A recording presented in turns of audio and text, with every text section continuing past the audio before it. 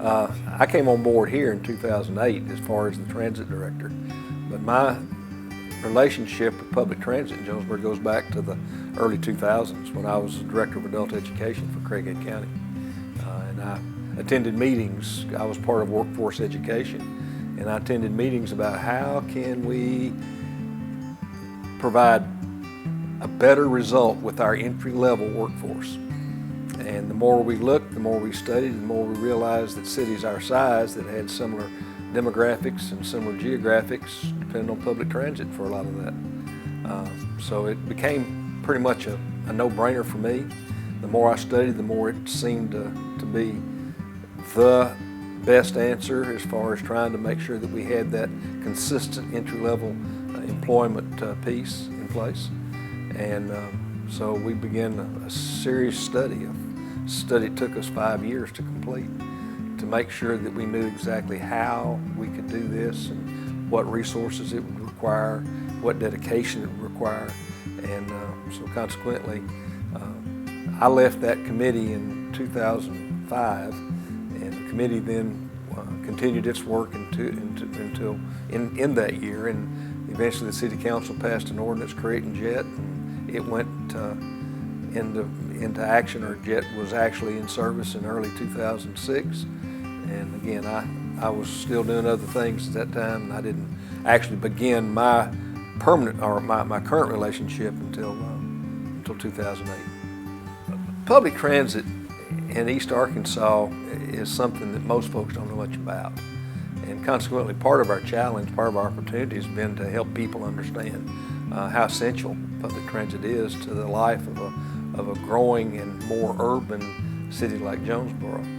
You go back into the 1930s, 40s, and 50s, and there were several East Arkansas cities. I know the city I grew up in Helena, West Helena, they had a trolley system and eventually a bus system. I grew up with a bus system, but that went away in the 60s. Jonesboro had its own public transit system back in the 40s and 50s. It also went away in the 1960s. That was the era of everybody has a car. It was an era of new prosperity, and people thought they could afford it. We built more highways, and so consequently this idea of public transit went away. But we faced that challenge of helping people to understand just exactly how essential it is. That if you really want a great majority of our workforce to be gainfully employed and consistently employed, then a lot of folks are going to depend on public transit. And as we grow more urban, we know that we've got to create that environment where it's not just the folks that don't have transportation. It becomes an alternative mode of transportation. So it's the educational piece. It's the doing it long enough and showing that you know how to do it. People begin to get comfortable with it. That's been a big challenge. The second piece of that is very related to it, and that's how do you fund it? Public transit is never is designed to pay for itself. It pays for itself because it helps increase the tax base. It helps increase employability. It helps increase the overall prosperity of the people in the city. So it's helping develop that revenue stream. Congress sets aside a pretty tidy sum to fund JET's operation as far as the federal side of it. But to do that, we've also got to have the local support, the local match. And it's been a challenge to help bring that along. Quite frankly, for a city our size, we're undercapitalized, and we have a modest operation, a good but modest operation. But those have been some pretty important challenges. We've had a tremendous staff to work with. Since I've been here in 2008, it's been a great staff to work with, and we've had supportive mayors that understood how important our role in this city really is.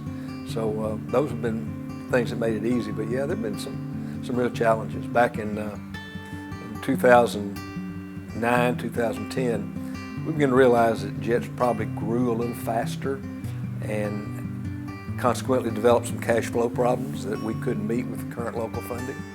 And we had to cut back. We had to downsize our service by 55%, cut 55% of our workforce. And we went through some pretty lean times in early 2010. It was tough times. But what we knew we could do is cut it back to the essential and make sure we could do the minimum correctly and show that we knew exactly how to build a system and then gradually over time build it back. So, last year we actually exceeded our ridership that we had in those early years where we probably provided more than we could afford, and we did it with one less route and just, I think, a more efficient service. So, there's been some interesting challenges.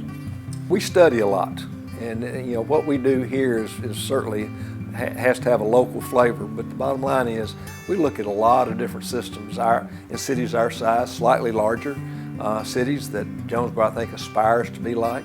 And so when we begin to do our plans over the last 4 or 5 years, we've kind of tried to find some models, people like Columbia, Missouri, and places like that really have some similar demographics and some similar circumstances as far as the makeup of the community. We look at places like Auburn, Alabama. We look at places like Clemson, South Carolina. And we begin to see, what are they doing? How are they doing it? And what that points us in the direction of is that public transit is going to be a big thing in Jonesboro for several reasons. One reason is going to be part of the solution to our traffic congestion. You can't keep building Red Wolf Boulevard any wider. You have to have some alternatives, and we think public transit is going to be a good alternative. We think eventually Arkansas State is going to be going to find a lot of utility in public transit. The DO school is a game changer. You're going to bring lots of folks into Jonesboro who are professional people and who are for a period of time on somewhat of a fixed income. But they're going to expect to be able to shop and travel and get around the city. And our service is going to be, we think, going to be vital to them. You see some redevelopment efforts in parts of the core of downtown Jonesboro, the core area, like the Aggie Road corridor, the area south of Matthews along the Medical Mile, but south of there. That's going to be mixed-use types of development. And those mixed-use types of development are very transit-oriented. And as those developments take place, transit will be a part of the planning of that. We believe that.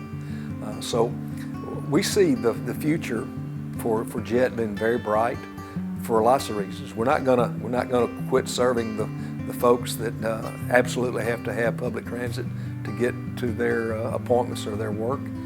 That's certainly going to remain a big part of who we are and what we do. But we're going to add to that folks in different demographics. The millennials are going to be a game changer because the millennials, all you read about it is they're not as in love with the private automobile as my generation is. And some of them are going to be facing student debt issues. And they're not going to be able to afford those kinds of things that some of us could work hard to afford as extras and make our life kind of revolve around our transportation. These are men and women that are going to be trying to pay off student debt and raise a family and still have a type of lifestyle, a quality of life that lets them shop and lets them have opportunities for entertainment and move. And public transit's going to be a big piece of it. It is in these other cities that we study, and we have every reason to believe it's going to have to be that way in Jonesboro. We built our Central Transfer Center, and it wasn't just a piece of property that we just happened to bump into. We began to look around in 2011 and try to understand where JET needed to go. And we understood that probably the best model for the next 10, 15, 20 years is going to be a central transfer hub model. So consequently, we thought, okay, now where does that need to be? Well, the corner of Caraway and Matthews is geographically in the center of our city right now. When some of us that have been around Jonesboro for a long time, some of us can remember when that was on the east outskirts, I mean literally the eastern outskirts. Well, now then it's just south of Arkansas State. Arkansas State is a ground rule you got to play around now because there's no way to go through the university. So we chose that location, and it's something the city had a piece of property that wasn't being gainfully used at the time, and we spoke to the mayor and helped him see our vision that better to use that long term over a period of 20, 25 years to facilitate the smooth operation of public transit in our city than sell it for $200,000 to a hamburger joint. And we were pleased that he let us have that opportunity to make that presentation. But if you think about that site, that is squarely in the center of the city. It's a mile from downtown along the Medical Mile. It's just south of the university. It's less than a mile from the airport. It's less than half a mile from US 49. It's a mile from I-555. It's just almost like we're supposed to have it there. And if one of these days somebody ever figures out how important it would be to use rail transportation, passenger rail transportation again, we're on 2 railroads. I mean, gee whiz, that's just about as good as it gets. So we think we've planned for the future. We think we understand some of the dynamics. Of course, you're never going to be able to see with any crystal ball 10 years down the road, but we think we've prepared for it.